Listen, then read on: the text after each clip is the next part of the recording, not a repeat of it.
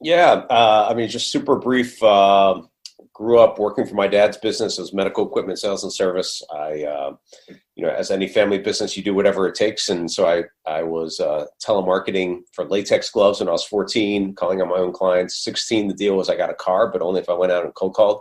So my dad made me go out and cold call these 50, 60-year-old docs as a 16-year-old. And that kind of sucked. And luckily, one of my doctor clients, who I sold him his entire surgery center, gave me a Jay Abraham tape. And I just like listened to this thing over and over again. Just got, just completely enthralled by this idea of direct response marketing and copywriting.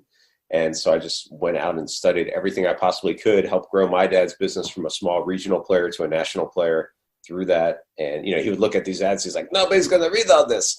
I'm like, oh, let's just try it, see what happens. And that worked really well. And then the internet came along, and this is 2000, like I mentioned. And I'm like, well, I feel like I could probably do that. I know how to, it looked like the first time that it wasn't just about internet porn, and it wasn't about, I don't know, like all this sort of get rich quick kind of stuff. I'm like, well, people are really starting to make something of it. And I created something called instant sales letters, and it still sells, believe it or not.